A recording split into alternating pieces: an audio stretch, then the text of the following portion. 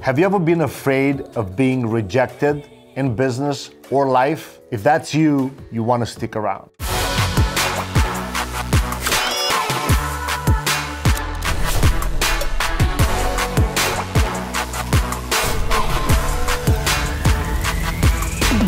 What's going on, guys? This is Marian, and welcome to another episode of High-End Client Acquisition Show. In this episode, we got Mike Arce as a guest, and him and his wife have an amazing story that we can all learn from. You don't want to miss this out. Don't forget, if this is your first time here, hit subscribe, hit the bell to make sure that you get notified every time when we have superstar guests like this. Let's jump in. Do you mind to just let us know exactly, who you are, what you do, other than what I just said, just in like 60 seconds type of thing? So my name is Mike Arce. I own a a lead generation company for fitness studios and wellness companies. So massage and cryotherapy all kind of fit into that mix. And doing that really well. The business has gotten to the point where it's growing really well without me. So we started getting into the world of helping other agencies grow their business and helping them with challenges that I've had over the last 3 years and overcoming those and getting to where we're at today. Awesome. So since the podcast is called Behind Closed Doors, do you mind, like I've heard your speech, I know your story because I've been following you for a while. Do you mind to explain what were the actual behind closed doors scenes in the first year where you were struggling with the agency and then all of a sudden, boom, it exploded, right? Because everybody sees the nice part, and he sees now the success and everything that you guys do and everything that you do. But a lot of people don't see the struggles and they don't see what was actually happening behind the scenes. Yeah. So like if you would pull like the three main things.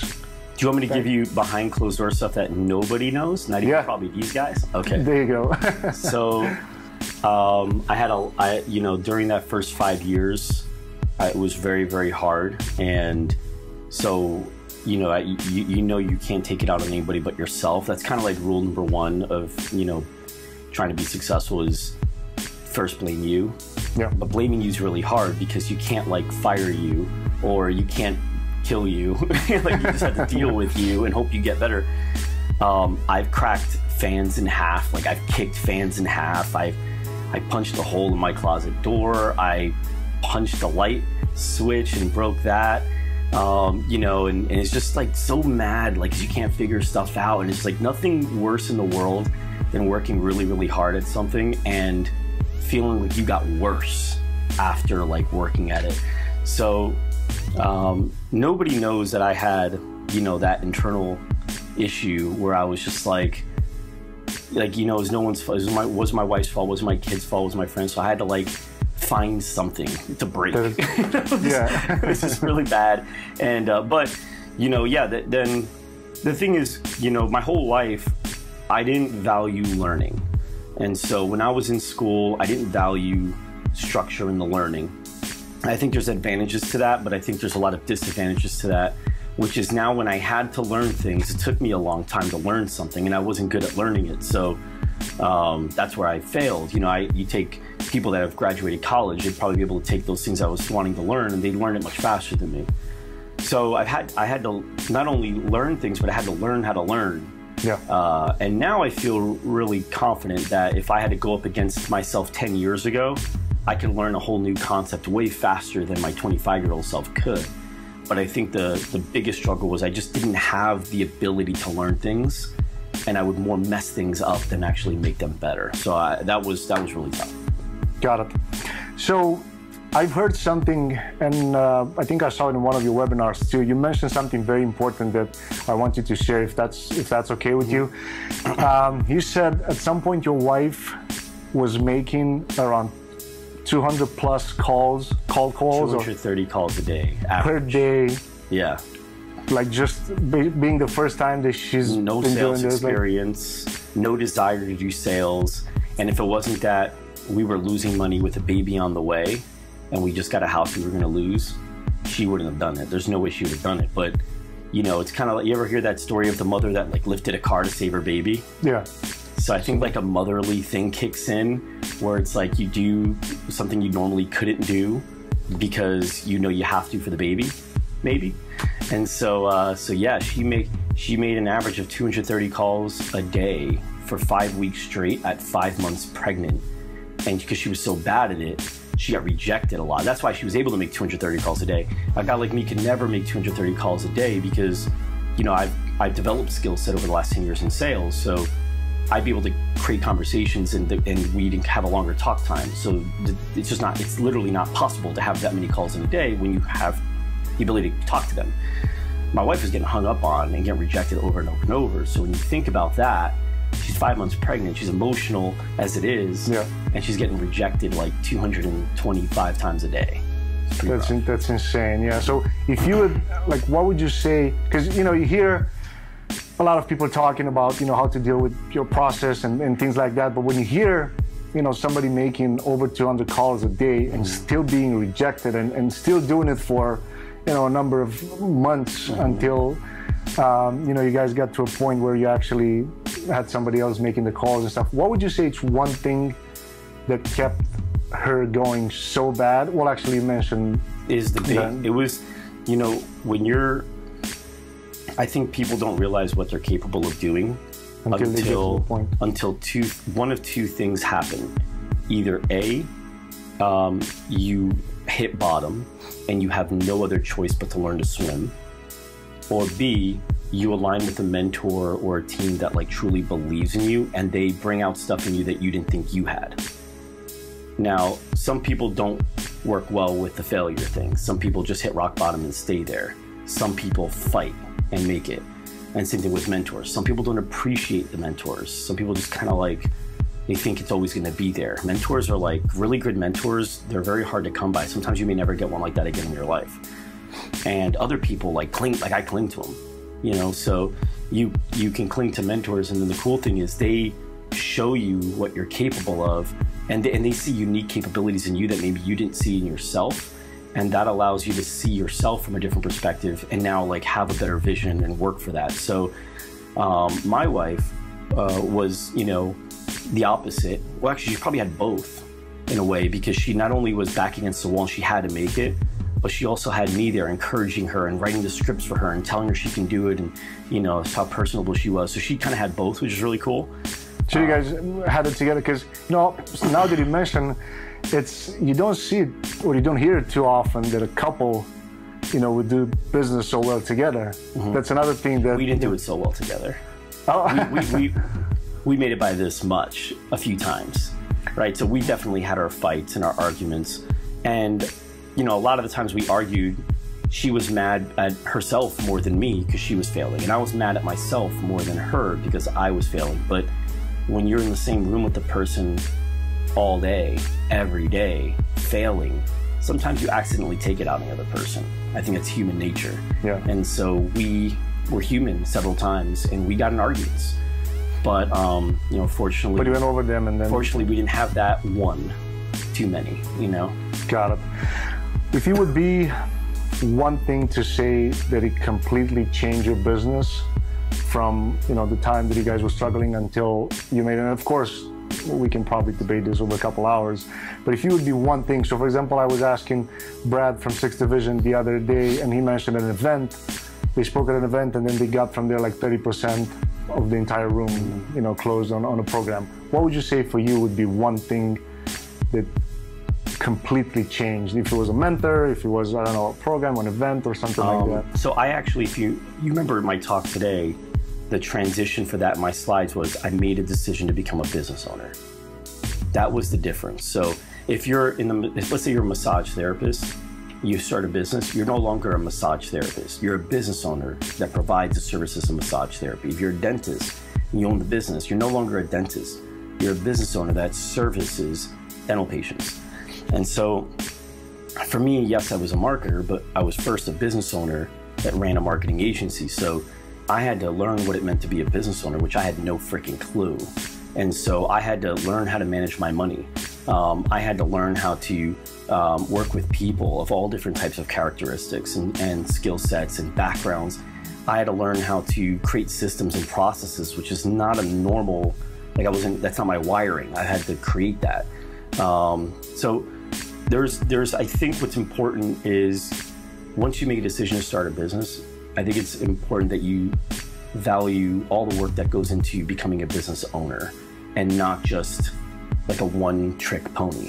Okay, great, you know how to do, videos. Okay, great, you know how to run Facebook ads. Okay, great, you know how to do a podcast. All those things are really great, but do you have the other fundamentals? Components. Yeah, it's like if you said to any basketball player, right?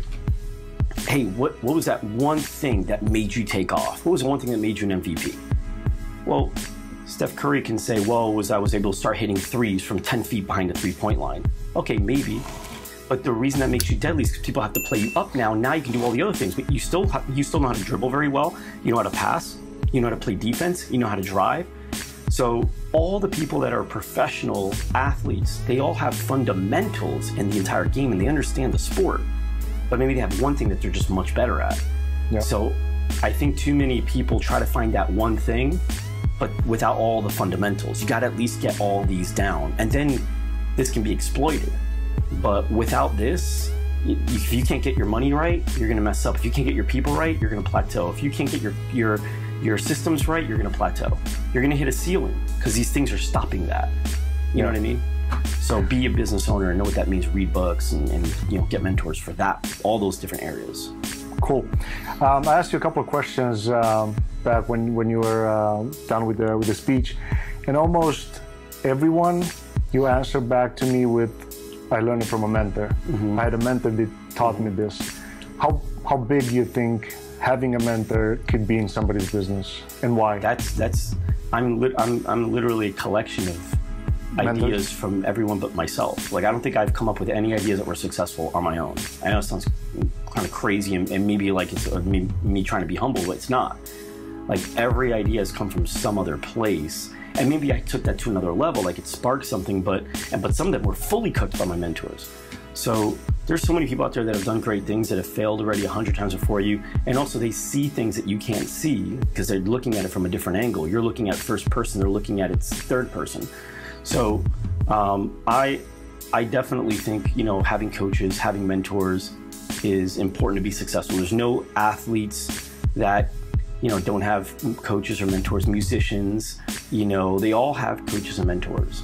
And I think as a business owner, even more, and for two different reasons. One, for that skill set that they're really great at, but also for that relationship that you can develop with them because they've been through everything you've been through. And now you can have, like I've had conversations with mentors at like 2 in the morning when like I was like struggling to sleep because I was very upset with where I was in my business. And I can call someone at like midnight and talk to them till 2 in the morning and they'll be there. And they've been there. And they tell me like, I know, man, I know. And that alone makes you feel better because just knowing that it's not a you thing, it's a what you're going through thing, mm-hmm. that makes you feel better, So I think mentors are huge. It can be a lonely world if you don't have that, I think. Awesome. Nowadays, everybody has access to the same type of information, right? You can go on Google and find everything. You can sign up for online courses. You can watch videos on YouTube. You can listen, podcasts, mm-hmm. Audiobooks, everything. Why would you say some people make it and so many more don't?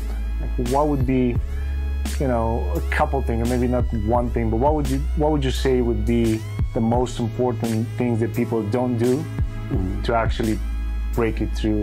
I think that if you give 100 people the recipe to cook a dinner, mm-hmm. I think maybe 5 or 10 of them will come out tasting the same. I think somehow they'll all taste a little different, and some of them will taste really different. This guy put way too much salt, didn't follow the instructions. This guy forgot to put in the butter. This guy forgot that. But you have like 5 people that it like came out perfect for, and some people came out better than what the recipe called for. So, I talked about in my talk, my goal is every time I work with a coach, my goal is to be their best student. The one that they brag about, the one that they use in their presentations, the ones that they bring up in the testimonial videos, they show it to the top so that they want all the people they want to sell to see that video. Because I already, why am I gonna say, okay, I'll hire you and then I'll do it my way? no, I'm going to hire you. I'm going to do it 100% your way. And then I know, and everything I've learned from a coach or mentor, you know, at the beginning, I did it the way they told me to do it, but then I've modified it after it worked. Cool. It worked exactly the way it was supposed to, but now what can I add to it? You know, so my coach, Billy Jean, talks a lot about the Facebook strategy. We've added so much to it since then. Mark Lack, you know, taught me so much about reaching out to guests and for the show, and we've added so much since then. Dave Burke taught me about people and stuff we could do with culture, and so much we've done since then. Chris Franzio taught me with systems and organization, so much we've done since then. But before we added things, the first thing we did is we followed it to the T until we hit the point where they said, you've done it. And then at that point, then we made it our own. So I think a lot of people don't make it because they try to make it their own too quick, or they're not patient enough, or they don't follow the instructions. They think they know better and they get a little cocky with it. You just got to follow the recipe sometimes, and you gotta aim to be the best student. Because when you aim to be the best student, the coaches actually work with you better too, and they give you more resources than what you initially paid for. When you're like a lazy student or a half-ass, they don't find the value in putting as much attention to you. I think mainly because they feel like they may even be wasting their time. It's just not fun for them. Yeah. They don't get energized by you. They've got to be energized by you. You know, like with my coaching clients, when I coach them, they're like, Mike, I did this. I'm like so excited. I'm like, wow, that's amazing. How'd you do all that? In a weekend, that's crazy. That's awesome. And I can't wait to show them more. But when I'm like, hey, did you do this? No, I didn't get to it yet. I'm like drained from that meeting because I feel like I wasted the last one. Now I'm here again. Now I just feel wasted. So I think some people don't make it because they don't follow the 100% and give it their all and like work to over deliver on their coach's instructions. Cool. So the audience of this podcast is mostly millennials, right? And you know, maybe some of them, they're gonna listen, they say, yeah, but I don't have money for a coach. Mm-hmm. What would be, I don't know, the first couple steps to get to that level to actually be able to afford one? And when do you think somebody's ready to actually, you know, invest and go, all right, now I can figure out on myself, on my own, I gotta have somebody mentor me or coach me or whatever. I don't have the money for a coach is another way of saying, I don't think I should pay for that yet. I think the first thing you should do is you say, okay, what coach do I wanna work with?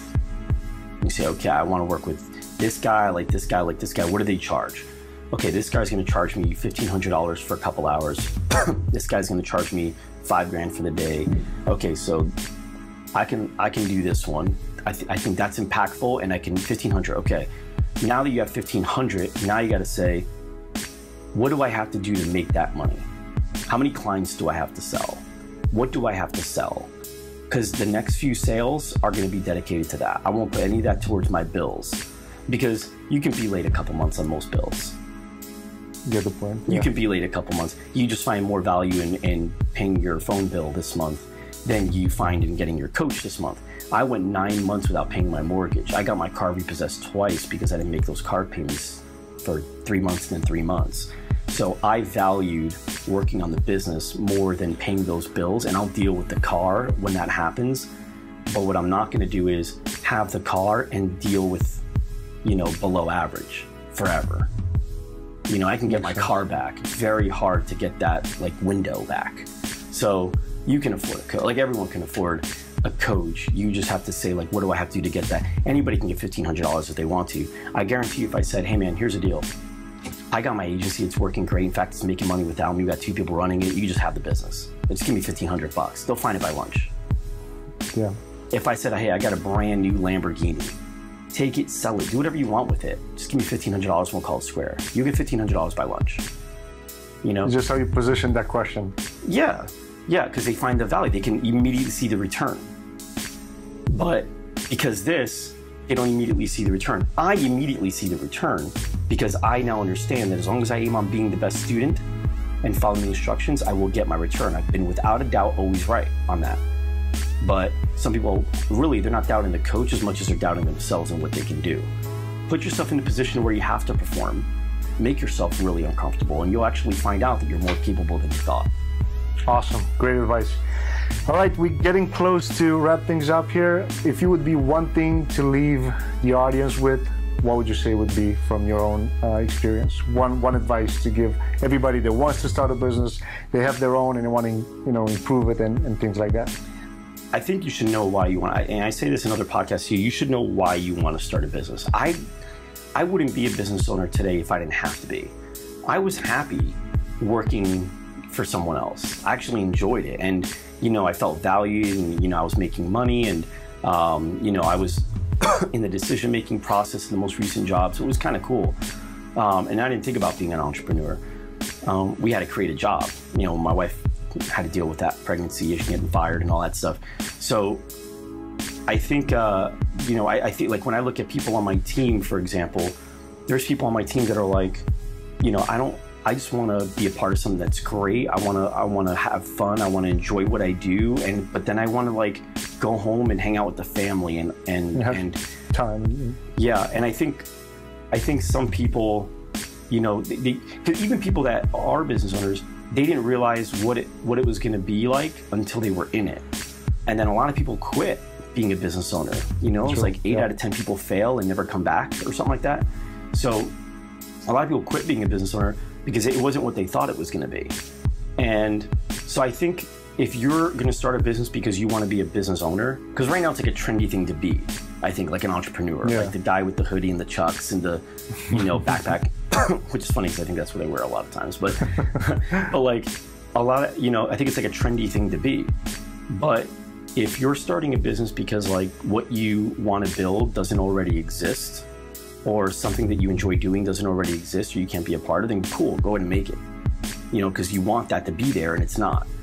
But if you don't have that and somebody else does, and if your vision is to see that thing come to life, why not just work with somebody on making that come to life? Why have the need to make it your own thing? So I think it's just a lot of people, it's that trend. I want to say I'm an entrepreneur. Like a lot of people, like post, hustle, grinding 24/7. It's like, dude, you're not grinding 24/7. You're posting right now. You're lying right now. That took you time. This is not the grind, right? So I think a lot of people they want that lifestyle. Picture them on the beach, my office for the day. It's like, come on. Awesome. So I think just number one, really learn what it really means. Maybe even work for free for an entrepreneur for like a month or two and say, hey, look, I just want to be your assistant. I want to follow you. I want to see what it's like. And then from there, then you get an inside look, and maybe it's what you thought it was. Go ahead and do it, but just really know what you're getting into before you get into it, and be prepared. Great advice. Awesome. Guys, I hope you implement everything that Mike said today. He gave some amazing value here. Again, thanks a lot for taking the time to share your thoughts with us. Where would you like people to reach out to you? Instagram, Facebook, your website? We'll put them all in the description. So my website is mikearce.live, and my last name is spelled A-R-C-E. But Mike Arce Live is my handle for Facebook, Twitter, Instagram, so you can follow me on those places as well. Awesome. And before we go, Mike actually has also a course if you want to learn how to grow your digital agency, where they can find that. So there's a cool course that I think everyone should take because it was hugely important for me growing. And if you go to sellusingvideo.com, you can see pretty much for free like what we did there. And then also like our podcast and like how that works for us at startvideopodcast.com, and you can learn some more stuff there. And so those are the two links I think people should go to. Awesome. Thanks a lot again. Thanks, man. All right, guys. I hope you enjoyed this one. Mike is really an inspiration for all of us.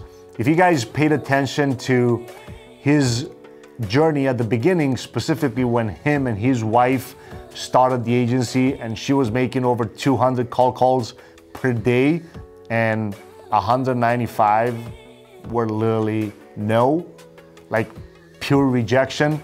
So that's something that we can all learn from, all right? Now, if this is your first time here and you don't want to miss out in the future of any episodes that we release, hit the subscribe button, hit the bell, and make sure you get notified every single time. Also, if you want all of these episodes in your own inbox or messenger, go to clientacquisitionpodcast.com. You'll get all the details there. And also, we have a giveaway going on a monthly basis where we have books, courses, coaching, iPads, and a bunch of other things, so you don't want to miss out. I want to hear from you. Let me know in the comments, what did you like from this episode or from another? What did you learn from? Who would you like me to interview in the future? And I'll just make it happen. All right? Thanks a lot for watching, guys, and I'll catch you in the next one. Take care.